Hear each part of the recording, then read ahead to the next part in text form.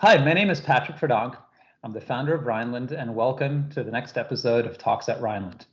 Today I've got with me an old friend, Kedrick Brown. Kedrick has a long-standing career in energy and is here to talk about some of the things he's doing now as he moves forward in his career. Kedrick, welcome to the program. Hi, Patrick. Thanks so much for having me. I want to say I've been very impressed by you putting on this series, so it's an honor to be a part of it.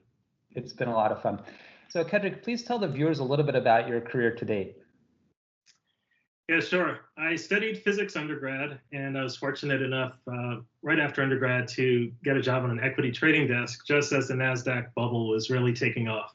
So I traded through the bubble, traded through the crash. It was a great place to start my career, learned a lot. I later went on to write a book about equity trading, and I went to business school. Post-business school, I've been trading oil and refined product derivatives. I started off at a bank, and currently I'm a partner at a hedge fund. Great. So, Kedrick, you and I have been speaking a little bit about your interest in engineering and design, and I know you have a background in physics and a lot of experience with quantitative methods. But you've recently been pushing forward some ideas, and in fact, you're going to be taking some time in your career to spend at an organization at a university learning about design and engineering. Can you please tell us a little bit about what you're doing in design and engineering, and perhaps more importantly, what you've learned in your career to date that'll help you be effective at designing and engineering? Sure, I'd be happy to. Interestingly, I already see myself, especially as a trader at a hedge fund, as a designer in many ways. I'm working in extremely competitive, very fast-moving markets that are evolving over time. And so part of my job is simply to come up with strategic approaches to trading, managing risk. But separate from the hedge fund space, over the past few years, since about 2015, I've actually been following the virtual reality space very closely. I've blogged about, and I've also spoken at a few conferences about my belief that virtual reality is going to really has the potential to really impact the future of work in a major way. So as part of that, I've actually worked on some display design ideas. I got a few patents over the past few years and actually spoke at a conference about one of my near-eye display ideas. So interestingly, I see it all as part of one continuum. Like, creativity in one area helps other areas. And as we can see over the past year to 2 years or so, there definitely seems to be a lot of interest in sort of the digital world and potential merging of physical and digital worlds. So, well, I think it's very exciting, and I think like many people, you're starting to craft your career as a portfolio of different opportunities and different activities which are complementary and make the whole experience a lot richer. That's really interesting. Well, speaking of careers, one question I ask all my guests on the program is, if you think back to yourself at the age of 22, 23, and I know you have a son who's kind of reaching that age.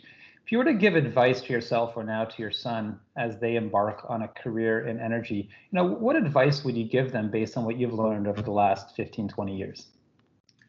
Yeah, it's a really great question. And I think, so I came up with 4 main points. And the first one I think is to sort of be aware, think ahead. So it's like have a commercial mindset in the sense that obviously whatever you're doing, like you're going to want to help your manager and your team do the best that they can. But also your team is operating within a larger company.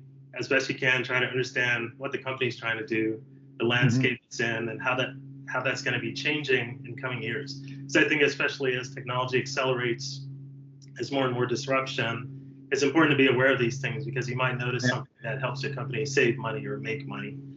The second thing is be persistent. A lot of things that are worthwhile take a great deal of time, sometimes a lot more time than you think they're going to take.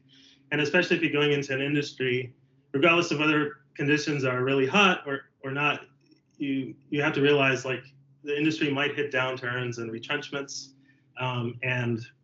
So be ready for that, and make sure it's an industry you're okay if that happens then.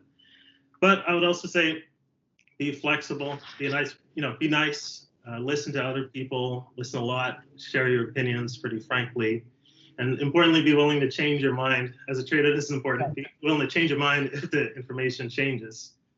Lastly, I would say just respect your own time.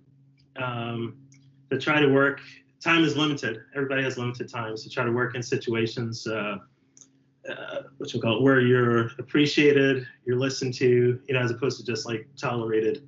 And try to segue towards things that are more fulfilling for yourself over time. So you can always like change directions if you need to. Yeah.